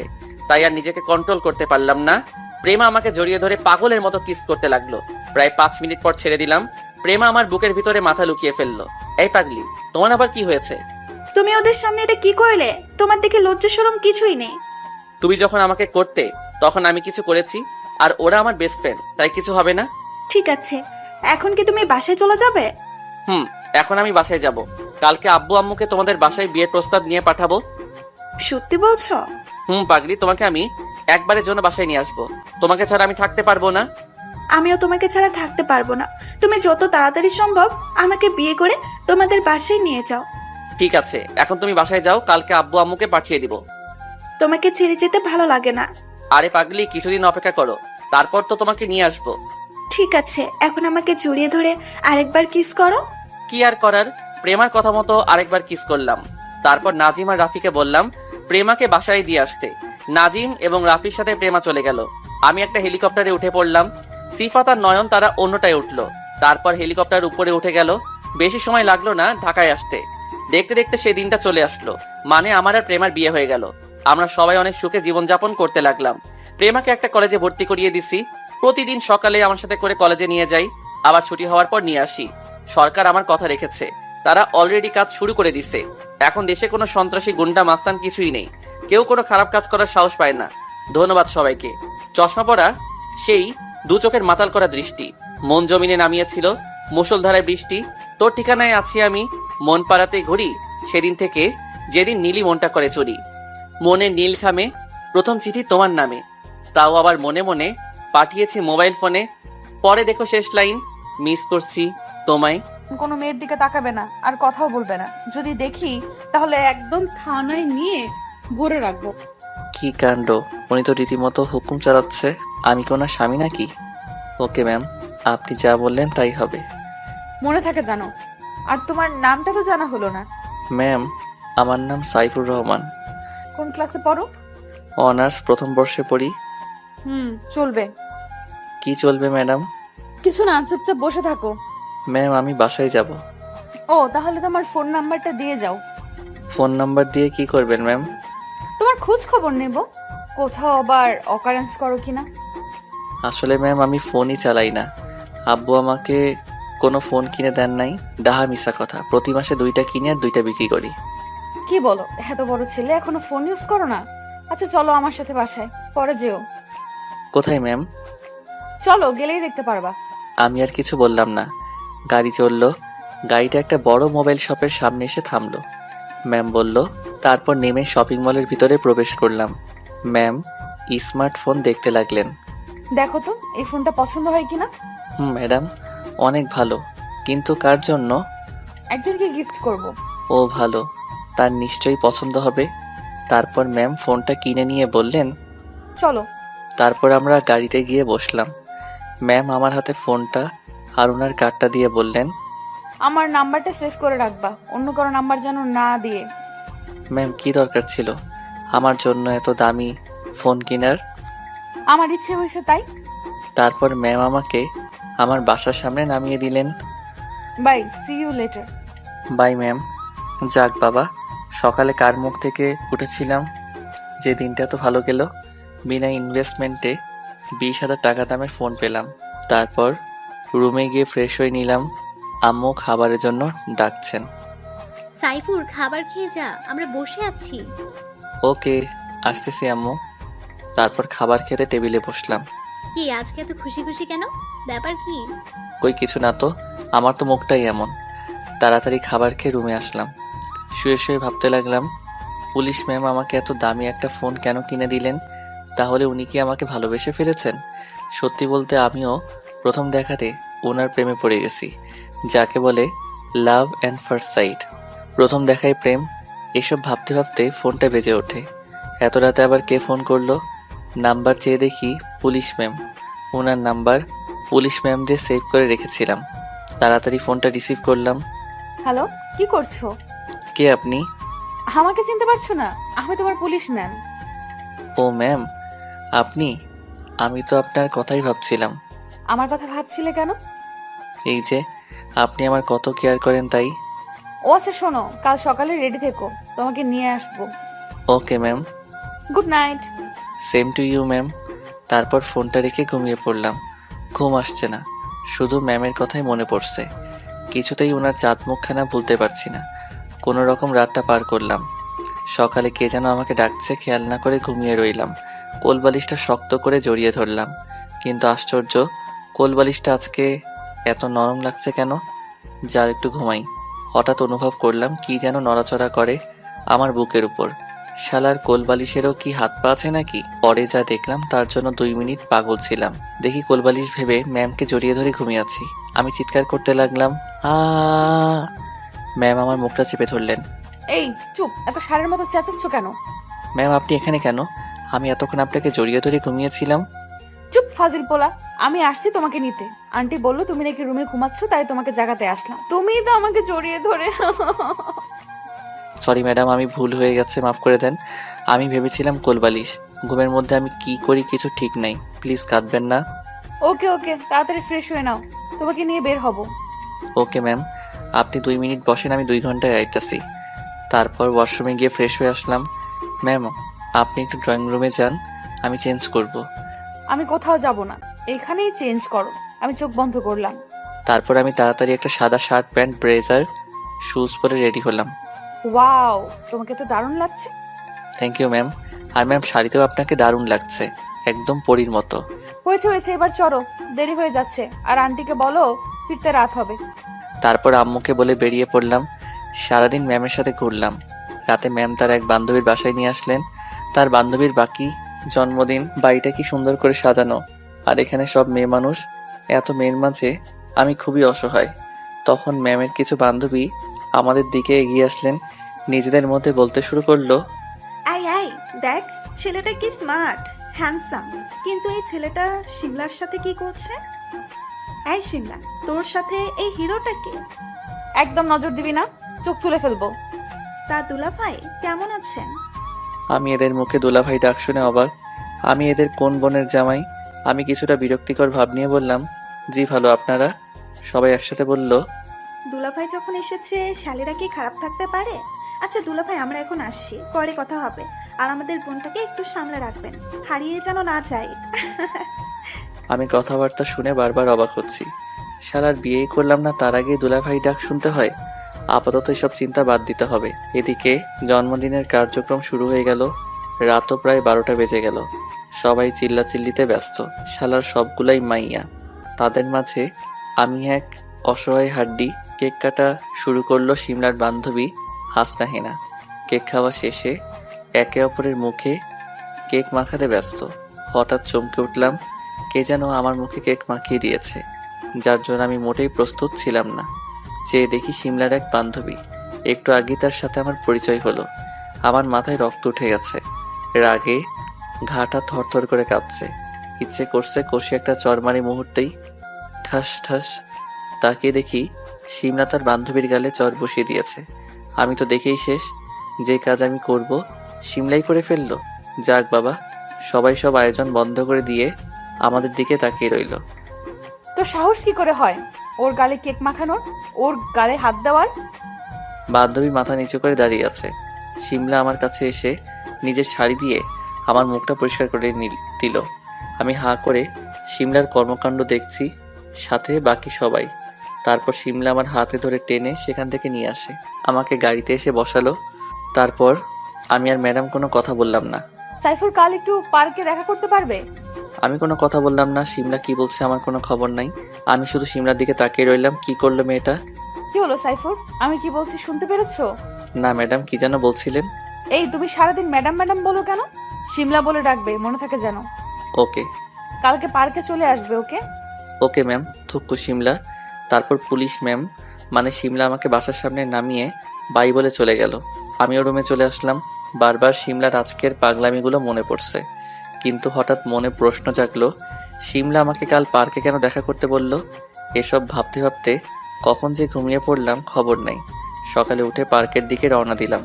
পার্কের কাছে যেতেই যা দেখলাম, আমি আর দাঁড়িয়ে থাকতে পারলাম না, মাটিতে বসে পড়লাম। দেখি পুলিশ ম্যাম মানে সিমলার রক্তমাখা শরীর নিয়ে রাস্তায় পড়ে আছেন, কেউ ধরছেন। আমি চিৎকার করে কেঁদে উঠলাম। দৌড়ে ম্যামের কাছে আসলাম, ম্যামকে কোলে তুলে নিলাম। হাসপাতালের দিকে রওনা দিতে লাগলাম, তখন একটা পুলিশের গাড়ি এসে আমার সামনে থামলো। ভাই, ম্যাডামকে তাড়াতাড়ি গাড়িতে উঠান। আমি কিছু না ভেবে তাড়াতাড়ি ম্যামকে গাড়িতে তুললাম। আমার চোখ দিয়ে অঝরে পানি ঝরছে, জানি কেন নিজেকে কন্ট্রোল করতে পারছি না। হাসপাতালের সামনে এসে আমি আর পুলিশ অফিসার ম্যামকে আইসিইউতে পাঠালাম। আমার ভেঙে পড়া দেখে পুলিশ অফিসার বলল, আচ্ছা ভাই, ম্যাডাম আপনার কে হয়? আমি কে না হয় পরে জানলেন, আগে বলুন ম্যামের এই অবস্থা কি করে হলো? আপনি কিছু জানেন? তারপর পুলিশ অফিসার মানে ম্যামের সহকারী বলতে শুরু করলো, তাহলে শুনুন, আমি হলাম এই এলাকার থানার পুলিশের সহকারী মহাপরিচালক। 1 মাস আগে সিমলা ম্যাম এখানে পুলিশের ভারপ্রাপ্ত মহাপরিদর্শক হিসেবে জয়েন করেছিল। এখানকার মেয়র জামিল সাহেব ম্যাডামকে অন্যায় অফার করে কিনতে চেয়েছিল। ম্যাম রাজি না হওয়াতে ম্যামকে নানা রকম হুমকি দেয়। একদিন জামিল সাহেবের বখাটে ভাই সোহেল একটা মেয়েকে ধর্ষণ করে। ম্যাডাম তাকে থানায় ধরে এনে মারধর করে, কিন্তু জামিল সাহেব তার ভাইকে পলিটিক্যাল পাওয়ার দিয়ে সারিয়ে নিয়ে যায়। যাওয়ার সময় ম্যামকে মেরে ফেলার হুমকি দেয়। তাই তো আজ ম্যামকে মেরে ফেলতে চেয়েছে। ম্যামের সহকারী কথা শুনে রাগে আমার শরীর কাঁপতে লাগলো। ইচ্ছে করছে ওই শালা জামিলকে কাঁচা খেয়ে ফেলি। আমাকে এখনো চিনে না। মেয়র জামিলকে আমি ভালো করে চিনি, উনিও আমাকে ভালো করে চিনে, কারণ এর আগে আমি ও আমার বন্ধুরা মিলে ওর লোকজনকে বহুবার মেরেছি। তারপর ডাক্তার আসলেন। শুনুন, ওনার ইমিডিয়েটলি O+ ব্লাড প্রয়োজন। আমাদের এখানে আপাতত এই গ্রুপের রক্ত নেই, যেখান থেকে পারেন রক্ত নিয়ে আসুন।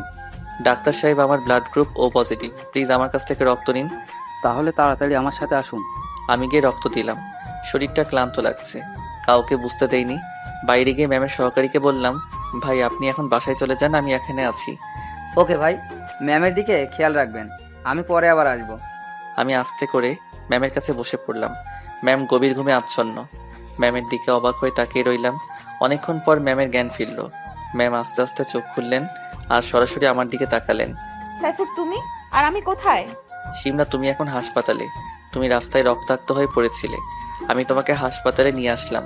তুমি কোনো চিন্তা করো না, আমি ওদের কাউকে ছাড়বো না, কুকুরের মতো মারবো। ম্যাম কান্না করতে শুরু করলেন। সিমলা প্লিজ কেঁদো না, আমি আছি তো তোমার সাথে।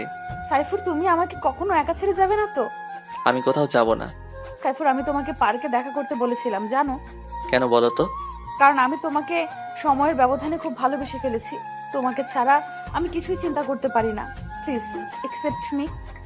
আসলে আমিও পুলিশ ম্যাম মানে সিমলাকে খুব ভালোবেসে ফেলেছি। ওর মায়াবী চেহারার প্রেমে পড়ে গেছি।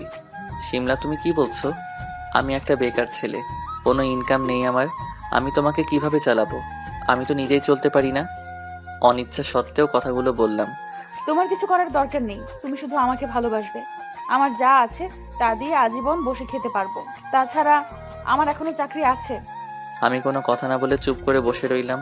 কিছু না বলতেই শিমলা আমার শার্ট ধরে টান দিয়ে নিজের গায়ের উপর ফেললো। এবার বলল, বলো আমাকে ভালোবাসো।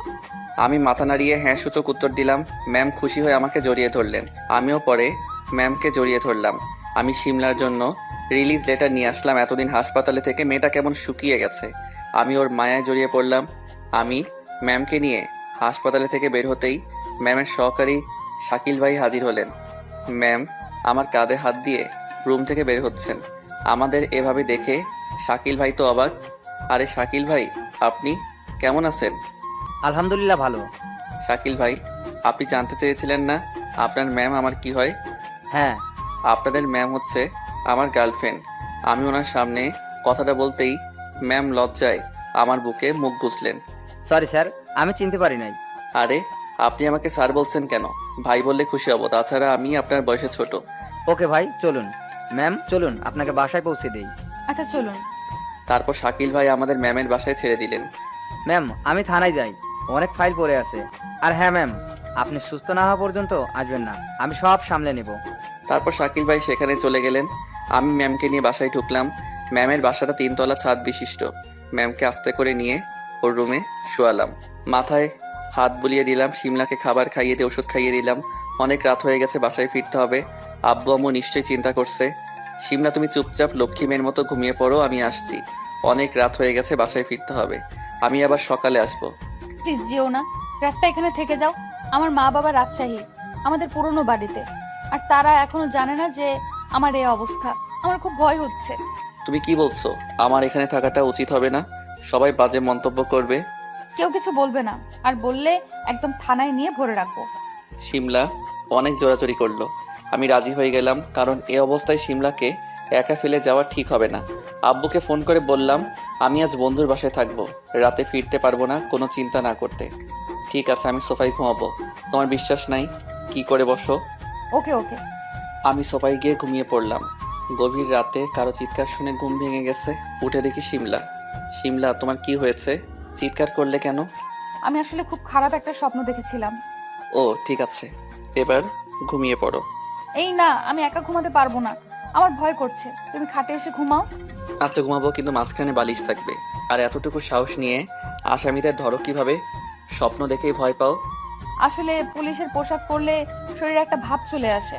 হয়েছে হয়েছে, কেমন সাহসী তা তো দেখতেই পাচ্ছি। এবার ঘুমিয়ে পড়ো। ওকে, গুড নাইট। তারপর মাঝখানে কোলবালিশ দিয়ে ঘুমিয়ে পড়লাম। সকালে ঘুম থেকে উঠে দেখি শিমলা বাচ্চা মেয়েদের মতো আমার বুকের উপর পা তুলে ঘুমিয়ে আছে। আমি ওকে সরিয়ে ফ্রেশ হয়ে আসলাম। শিমলা উঠো, ফ্রেশ হয়ে নাও, ওষুধ খেতে হবে। তারপর শিমলা উঠে ফ্রেশ হয়ে নিল। আমি শিমলাকে বাইরে থেকে খাবার এনে খাইয়ে দিলাম। আমি হালকা কিছু খেয়ে নিলাম। এভাবে প্রায় 15 দিন লাগলো শিমলার সুস্থ হতে। সাইফুর, আমি আজকে একটু থানায় যাব। আমি কতদিন যাইনি, কত কেস পড়ে আছে কে জানে।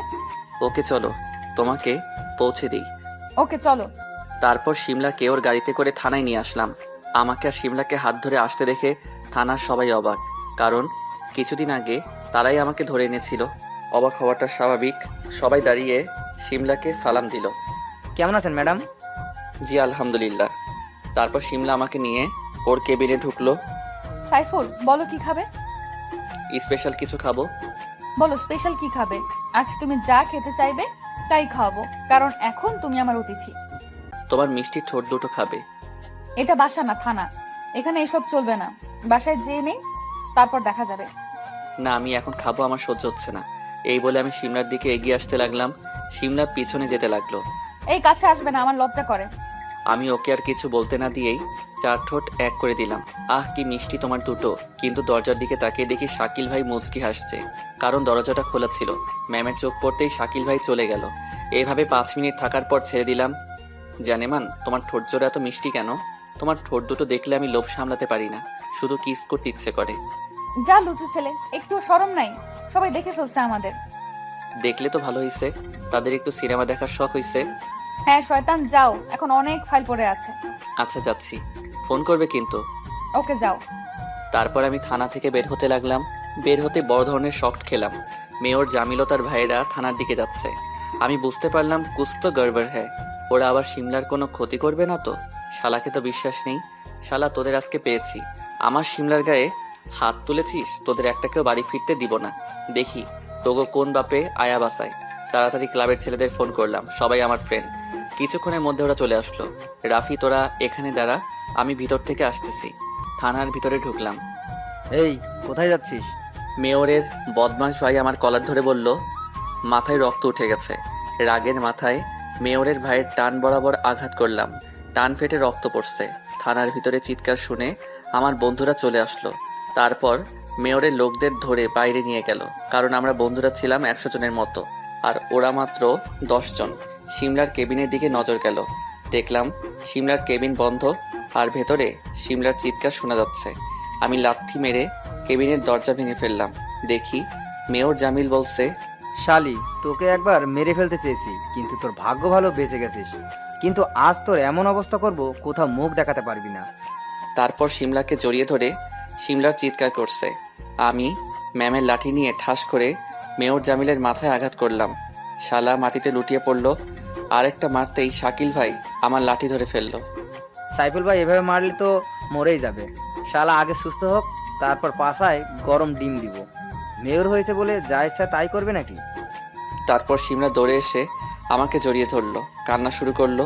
শাকিল ভাই, আপনারা থানায় থাকতে এ অসভ্যটা থানায় এসে অসভ্যতামি করার সাহস পায় কি করে? আসলে ভাই, আমি একটা আসামি ধরতে গিয়েছিলাম, এসেই দেখি এই অবস্থা। আর বাকিরা চাকরি হারানোর ভয়ে কিছুই বলে না। তারপর পুলিশ অফিসারদের কিছুক্ষণ জ্ঞান দিলাম। ওরা মেয়র জামিলকে টেনে হাসপাতালে নিয়ে গেল। আমিও শিমলাকে নিয়ে বেরিয়ে পড়লাম। শিমলা এখনো আমাকে জড়িয়ে ধরে কাঁদছে। আমি গাড়ি ড্রাইভ করে শিমলার বাসার সামনে চলে আসলাম। ওর কান্না যেন কিছুতেই থামছে না। আমি ওকে নিয়ে ওর রুমে গেলাম। তুমি কেন ওদেরকে মারতে গেলে? তোমার কোনো ক্ষতি করে? ও বদমাসটা আমার কিছুই করতে পারবে না। ও তোমার সাথে অসভ্যতামি করার চেষ্টা করছে। তোমার যদি কোনো কিছু হয়ে যেত, আমি কি নিয়ে বাঁচবো বলতে পারো? এত ভালোবাসো আমায়? হুম, নিজের জীবনের থেকেও বেশি। শিমলা একটা দুষ্টু হাসি দিয়ে আমাকে জড়িয়ে ধরলো। ওর গোলাপি ঠোঁট আমার ঠোঁটের সাথে লাগিয়ে দিলাম। এভাবে 5 মিনিট থাকার পর শিমলা বলে উঠলো, বিয়ে করবে আমায়? হুম। সত্যি? 3 সত্যি। সাইফুর, তুমি আজ আমার কাছে যা চাও আমি তাই দিব। সত্যি দিবা? হুম। আমি শুধু তোমার গোলাপি ঠোঁটের কোমল পরশ পেতে চাই। এই বলে আমি শিমলার খুব কাছে চলে আসলাম। দুজনেরই নিঃশ্বাস ভারী হয়ে আসছে। শিমলা বিছানায় পড়ে গেল। বাকি ইতিহাসটা আমাদের মধ্যেই থাক। শিমলা, আজকে তোমাকে মা বাবার কাছে নিয়ে যাব, কিন্তু শোনো, আমি আগে বাসায় যাব, তার কিছুক্ষণ পর তুমি বাসায় আসবে। শিমলাকে সব বুঝিয়ে দিলাম। আমি বাসায় চলে আসলাম, রুমে গিয়ে ফ্রেশ হয়ে নিলাম। সারাদিন অনেক ধকল গেছে, বিছানায় শুতেই ঘুমের রাজ্যে হারিয়ে গেলাম। কিছুক্ষণ পর শিমলা আমাদের বাসায় আসলো। কলিং বেল চাপ দিতে আম্মু এসে দরজা খুলে দিল। আম্মু শিমলাকে আগে থেকে চিনে, কারণ শিমলা এর আগে একবার আমাদের বাড়িতে এসেছে। পাঠক পাঠিকাদের নিশ্চয়ই মনে আছে। কি ব্যাপার মা, তুমি হঠাৎ? আন্টি, আপনার ছেলে কোথায়? আমি ওকে অ্যারেস্ট করতে এসেছি। কেন মা, আমার সাইফুর কি করেছে? অনেক বড় অপরাধ করেছে আপনার ছেলে। একটা নিরীহ মেয়ের মন চুরি করেছে। মেয়েটা ওর জন্য রাতে ঘুমাতে পারে না। শিমলা এক নিঃশ্বাসে বলে ফেললো। শিমলার কথা শুনে আম্মু আর হাসি থামাতে পারছে না। মা, আমার ছেলে কোন মেয়ের মন চুরি করেছে শুনি? আমি তার চাঁদ মুখখানা দেখতে চাই। কার আবার? আমার। কথাটা বলে শিমলা জিব্বায় কামড় দিল। আয় হায়, কি বলে ফেললাম। শিমলা লজ্জায় মাথা তুলতে পারছে না। আম্মু বিষয়টা বুঝতে পেরে মুচকি হাসি দিল। ও মা, তাই নাকি? আমার সাইফুর তোমার মন চুরি করেছে? আমার অপদার্থ ছেলেটা এতদিন একটা কাজের কাজ করলো, এত মিষ্টি একটা মেয়ে। শিমলা আম্মুর পা ছুঁয়ে সালাম করলো। মা আর শিমলা নিচে বসে করছে। আমি রুমে নাক টেনে ঘুমিয়ে আছি। হঠাৎ কে যেন আমার পা ধরে টেনে খাটের নিচে ফেলে দিল। আমি চিৎকার করে উঠলাম, কোন শালারে আমার ঘুমটা নষ্ট করলো? আমি তোর শালা? তলে তলে টেম্পু চালো, আমরা বললেই হরতাল। আমার চাচাতো বোন ইভা। কি হয়েছে বলছি তো নাকি? নিচে গিয়ে দেখ কি হয়েছে। হারামি আমার মন ভেঙে দিল। ঠাডা পড়বো তোর উপর, ঠাডা। তারপর নিচে নেমে দেখে আম্মু, আব্বু আর আমার ছোট বোন তাহমিনা মিলে শিমলার সাথে গল্প করছে। আম্মু বলল, কি ব্যাপার আমার গুণদর ছেলে, এত এগিয়েছেন আর আমরা কিছুই জানি না? এত মিষ্টি একটা মেয়ের মন চুরি করেছে, অথচ আমরা কিছুই জানি না। আমি লজ্জায় শেষ। তোরা কেউ মাইডাল আমারে। আন্টি, আমার মাম্মি আর বাপি সাইফুরকে দেখতে চেয়েছে। আপনি যদি অনুমতি দেন তাহলে আমি কালকে সাইফুরকে নিয়ে রাজশাহী রওনা দিব আর আমাদের বিয়ের কথাটা ফাইনাল করব। আব্বু আম্মু সবাই রাজি হলো। তারপর শিমলা বাসার দিকে রওনা দিল, কিন্তু আম্মু যেতে দিল না। মা শিমলা, আজকে তুমি এখানেই থাকো, এখান থেকেই রওনা দিও। Okay aunty. আন্টি না, আম্মু বলো। ওকে আম্মু। সেদিন রাতে শিমলা আমাদের বাড়িতে থেকে যায়। রাতে অনেক খোশ গল্প করলাম। তারপর সবাই যে যার মতো ঘুমিয়ে পড়লাম। আমি আমার রুমে আর শিমলা আমার বোন তাহমিনার রুমে ঘুমিয়ে পড়লাম। সকালে ভোরে শিমলা আমাকে জাগিয়ে আব্বু আম্মুকে সালাম করে সবার থেকে বিদায় নিয়ে আমি আর শিমলা রাজশাহীর উদ্দেশ্যে রওনা দিলাম। আমি রাজশাহীর কিছুই চিনি না, জীবনে প্রথম যাব কি কাণ্ড। আমি আর শিমলা ট্রেনে উঠলাম। স্টেশনে যে কত মানুষ আমাকে তার কোনো হিসাব নেই, কারণ আমি পুলিশিনীর বয়ফ্রেন্ড। পাঠক ভাইয়েরাও পারলে পুলিশিনী বিয়ে কইরো, তাহলে রাস্তায় রাস্তায় সালাম পাবা। ট্রেনে উঠে শিমলাকে জানলার পাশের সিটটা দিলাম। শিমলা আমার কাঁধে মাথা থেকে ঘুমিয়ে পড়ল। ট্রেন চলছে, আমি বাইরের প্রকৃতি দেখছি। কিছুক্ষণ পর শিমলাকে উঠিয়ে হালকা কিছু খাইয়ে দিলাম, সাথে আমিও খেয়ে নিলাম। ট্রেন আমাদের গন্তব্য স্টেশনে থামলো। আমি শিমলাকে বললাম, শিমলা, ট্রেন তো থেমে গেছে, আমরা কি এখন নামবো? ও হ্যাঁ, নামো। তারপর আমরা শিমলাদের বাসার দিকে রওনা দিলাম। বাড়িটা অনেক পুরনো, কিন্তু সৌন্দর্যের কোনো কমতি নেই। 3 তলা বাড়ি। আমরা বাসার ভিতরে ঢুকতে অনেকগুলো মেকআপ সুন্দরী আমাদের ঘিরে ধরলো। শিমলা, এটা নিশ্চয়ই এটা আমাদের দুলাভাই। আহ, কি কিউট! কোথায় পেলি এই হিরোকে? আমি লজ্জায় মাথা তুলতে পারছি না। আগে পরিচয় হলে দুলাভাইকে নিয়ে পালিয়ে যেতাম। শিমলা রেগে গিয়ে চোখ গরম করে ওই মেকআপ সুন্দরীর দিকে তাকালো। এই, তোরা দেখেছিস ওদের কি ভালোবাসা? আমরা একটু দুলাভাইয়ের সাথে প্রেম আলাপ করব, সেটাও সহ্য হয় না। শিমলাকে উদ্দেশ্য করে মেকআপ সুন্দরীরা বলছে আর জোরে জোরে হাসছে। তখন একজন 40 বছরের মহিলা এসে বলল, মা শিমলা, জামাই বাবাজিকে নিয়ে ভিতরে আয়। আমি বুঝতে পারলাম উনি শিমলার মাম্মি। আমি ওনাকে সালাম করলাম। উনি আমাকে ধরে ফেললেন। তারপর আঙ্কেল আন্টি আমার মা বাবা সম্পর্কে জিজ্ঞেস করলো। আঙ্কেল বলল, বাবা, তোমাকে আমাদের খুব পছন্দ হয়েছে। তার চেয়ে বড় কথা হলো তোমাকে শিমলা পছন্দ করেছে। ওর পছন্দই আমাদের কাছে সব। আমি চাই তোমার বাবা মার সাথে কথা বলে তাড়াতাড়ি তোমাদের বিয়েটা দিয়ে দিতে। আঙ্কেল আপনারা যা ভালো মনে করেন। শিমলা বিয়েটার কথা শুনে মাথা নিচু করে আছে লজ্জায়। আমরা খাবারের পর্ব শেষ করলাম। শিমলা আমাকে আমার থাকার রুমটা দেখিয়ে দিল। রুমটা বেশ সাজানো গোছানো। রুমে ঢুকে শিমলা দরজা বন্ধ করে দিল। দৌড়ে এসে আমাকে জড়িয়ে ধরলো। কি ব্যাপার শিমলা, আজ এত খুশি খুশি লাগছে? শিমলা লজ্জায় মাথা গুঁজে আছে। এসো তোমার লজ্জা দূর করে দিই। শিমলা চলে যেতে লাগলো। আমি হাত ধরে ফেললাম, টেনে ওর ঠোঁট চেপে ধরলাম। আহ, কি মিষ্টি! হঠাৎ কোথা থেকে যেন একটা 6-7 বছরের মেয়ে এসে বলল, এই ছেলে, তুমি আমার আপুকে কিস করলে কেন? আমাকে চোখে দেখো না, আমি কি কিউট! হাজারো ছেলে আমার উপরে বাস খায়, থুকো, ক্রাশ খায়। আমি পিচিটার কথা শুনে 1 মিনিট পাগল ছিলাম। মাইরালা বলে কি পিচ্চি মেয়েটা? এই পিচ্চি তোমার উপর ছেলেরা বাস খায়, থুক্কু ক্রাশ খায়, ঢপ দেওয়ার জায়গা পাও না আর? ওই বুইড়া খাটাস, একদম পিচ্ছি বলবে না। আমার বয়স 6 বছর, আর আমি জানি আমি দেখতে অনেক সুন্দরী, আপুর চাইতেও। না না, তুমি তো ঐশ্বরিয়া রায়ের মতো সুন্দরী। কি বলো তুমি আমার সাথে? ঐশ্বরিয়া রায়ের চাই? কোথায় সেও জাতি আর কোথায় হারাম জাতি? আমি হলাম সেও জাতি। হাই হাই, কয় কি পিচ্চিটা? আল্লাহ দড়ি ফালাও, আমি উপরে উঠা যাই। আর বুইড়া খাটাস, তুমি চাইলে আমাকে প্রপোজ করার একটা চান্স নিতে পারো। অ্যাকসেপ্ট করবো কি করবো না সেটা পরে ভেবে দেখবো। হাই, তুমি এসব শোনার আগে আমাকে নিলা না কেন? বিথি, তুই যাবি এখান থেকে? সব সময় শুধু পাকতামি। যাচ্ছি যাচ্ছি। আর এই হিরো শোন, চান্স মিস করো না, পরে পস্তাবে। বিথি চলে গেল। আমি আর শিমলা হাসতে লাগলাম। বিথি মেয়েটা বয়সের চাইতেও বেশি পাক না, একদিনে যে কোনো ছেলের মাথা খারাপ করে দিবে। পাঠক ভাইরা সাবধানে থাইকো। শিমলা আমাকে একটা উম্মা দিয়ে চলে গেল। আমি একটু ঘুমিয়ে পড়লাম। সারাদিন অনেক জার্নি করেছি, খুব ক্লান্ত লাগছে। শুয়ে পড়তেই ঘুমের রাজ্যে হারিয়ে গেলাম। বিকেলে শিমলার ডাকে ঘুম ভাঙলো। ক্লান্ত শরীর নিয়ে উঠতে মন চাইছে না, তবু উঠলাম। কি ব্যাপার সাহেব, ঘুম ভাঙলো? কোথায় একটু আদর করবে? না করে উনি শুধু ঘুমায়। আমার লক্ষ্মীটি রাগ করে না, আসলে খুব ক্লান্ত লাগছে তাই উঠতে মন চাইছে না। ও আচ্ছা, শোনো, তোমার ওঠা লাগবে না, আমি তোমার খাবার নিয়ে আসবো। আচ্ছা। শিমলা আমার রুম থেকে চলে গেল। সবাই রাতের খাবারের জন্য বসলো। মা শিমলা, সাইফুর বাবাজিকে খেতে ডাক। আম্মু ও ক্লান্ত, অনেক জার্নি করে আসছে তো। মাম্মি, তুমি আমাকে খাবার দিয়ে আসছি। আচ্ছা, মানে? শিমলা খাবার নিয়ে আমার রুমে আসলো। আমার বাবুটা ওঠো, খাবার খাবে। তুমি খেয়েছো? নিশ্চয়ই খাওনি, এসো আমার সাথে খাবে। তারপর আমি আর শিমলা একে অপরকে খাইয়ে দিতে লাগলাম। হঠাৎ আমার মুখে প্রচণ্ড ঝাল অনুভব করলাম। আমি ঝাল একদম খেতে পারি না, আমি কোনো কথা বলতে পারি না। শিমলা আমাকে পানি দিল, পানি খেয়ে ঝাল আরও দ্বিগুণ বেড়ে গেল। আচমকা শিমলা আমাকে টেনে ও ঠোঁটের সাথে আমার ঠোঁট লাগিয়ে দিল। মুহূর্তেই আমার সব ঝাল দূর হয়ে গেল। কি সাহেব, ছাল গেল? ঝাল না যে কোনো উপায় আছে? যে মিষ্টি খেলাম, খাবারটুকু খেয়ে নিলাম। শিমলা, কিছু বলবে? ও, বুঝতে পেরেছি, বিয়ের আগেই তো সব সেরে ফেলেছো, এখন বলতে কিসের লজ্জা?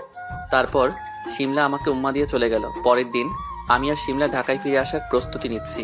তার জন্য আমি রেডি হচ্ছি, সাথে শিমলাও। এমন সময় আমার রুমে শিমলার পিচ্চি বোন বিথি এসে হাজির। কি রে বুইড়া খাটাস, চান্স না নিয়েই চলে যাচ্ছিস? আমার বোনের মধ্যে কি পেয়েছিস যা আমার মধ্যে নেই? হালার হোমন্দির বইনে বলে কি, তুই কি মিস করছিস নিজেও জানিস না। মাইরালা, এক জ্বালায় বাসি না ঘরে ঢুকছে সাপ, আর এক জ্বালায় বাসি না বৌতিকা ওই বাপ। আমার সোনার কিউট শালিকা, আমি তোমার বোনকে ভালোবাসি। চিরদিন আমার আকাশ, তোমার বইনের বাতাস, তোমার গলায় দিছে ফাঁসি। আমার সোনার পাখনা পিচ্ছি শালিকা, আমি তোমার বোনকে ভালোবাসি। যা হারামজাদা, আর কোনোদিন যেন তোর মুখ না দেখি বুইড়া খাটাস। আমার হোমন্দির বোন রাগ করছে মনে হয়। শোন শালিকা, তোমার বোনের সাথে আমার টিয়ে হয়ে গেছে, তাই তোমাকে নিয়ে ভাবার টাইম নাই, বুঝলা? ও মা, কি কাণ্ড! ও তাহলে আমি এখন যাই? এই বলে বিথি দৌড়ে চলে গেল। আমি পিছন থেকে ডাকলাম, ওই হোমন্দির বইন, আয় তোরে নিয়ে পালাইয়া যাই। শিমলা সেজে গুজে রেডি, আমি ওর দিকে এক দৃষ্টিতে তাকিয়ে রইলাম। আজকে আমার পাগলিটাকে পরীর মতো দেখাচ্ছে। একবার বিয়েটা করে নেই, তারপর সুদে আসলে বের করব। তার উপর আবার বউয়ের পয়সায় বসে খাবো। কি কাণ্ড! শাশুড়ি মা আর শ্বশুর ফাদারের কাছ থেকে বিদায় নিয়ে আমি আর আমার পাগলিটা ঢাকার উদ্দেশ্যে রওনা দিলাম। আমার ঢাকায় পৌঁছে সোজা আমাদের বাড়িতে চলে আসলাম। কিরে বাবা, তোরা আসছিস? আসতে কোনো সমস্যা হয়নি তো? না আম্মু, কোনো সমস্যা হয়নি। এবার ভেতরে আয়। আর শোন, আগামী সোমবার তোর আর শিমলা মামুনির বিয়ে। আমি শিমলা মামুনির মায়ের সাথে কথা বলেছি, তারা সম্মতি দিয়েছেন, তারা আগামীকাল চলে আসবেন। আম্মু, তুমি কি সত্যি বলছো? সত্যি। আমি খুশিতে আম্মুকে জড়িয়ে ধরলাম। শিমলাও আজ ভীষণ খুশি। আমি রুমে গিয়ে একটা ব্রেক ড্যান্স দিলাম, তারপর ফ্রেশ হলাম। আজ সোমবার আমার বিয়া। খেলা সামলাও, আমার মতো পিচ্চি পলায় আবার বিয়াও করে, ভাবা যায় এগুলা? শিমলা আর আমি বিয়ের পিড়িতে বসলাম। কাজী হোমন্দির পুতে আমারে কবুল কইতে কয়। আমি ভাবতেছি কবুল কমু নাকি আবুল কমু। পাঠক ভাইরা কি বলেন, কোনটা কমু? আরে আমি জানি তোমরা কইবা আবুল কইতে, কিন্তু আমি এত বোকা না। আমি এদিকে আবুল কই আর তোমরা আমার বউ নিয়ে ভাগো। এই ধান্দায় আসো তাই? তা হবে না চান্দু, বিয়ের কাজ সম্পূর্ণ হলো। আইজা মগো বাসের রাত থুক বাসর রাত। আমি ছাদের উপরে বসে আছি। আজকে একটু ভয় লাগে কেন? বিয়ের আগেই তো সব শেষ করলাম, তখন ভয় করে নাই, কিন্তু এখন কেন করে? এমন সময় আমার ডেঞ্জারাস পিচ্চি শালিকা বিথি ছাদে এসে হাজির।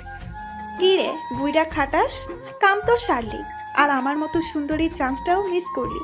এবার যা বাসের ঘরে, আমার বোন তোরে পাশ দেওয়ার জন্য বসে আছে।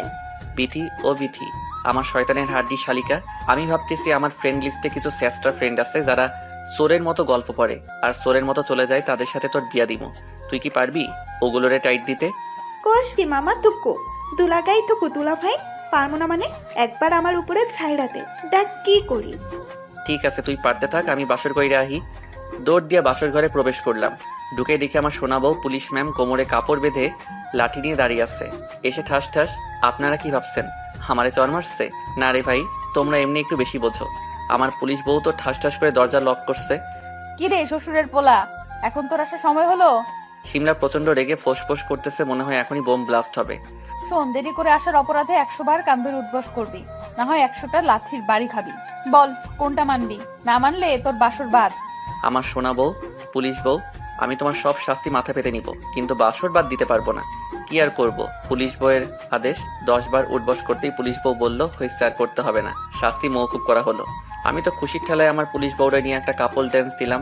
তারপর পুলিশ মহাপরিচালক মানে আমার বউরে বললাম, চলো না আমরা অপারেশন বাসর রাত স্টার্ট করি। যা শয়তান, আমার বুঝি লজ্জা করে না?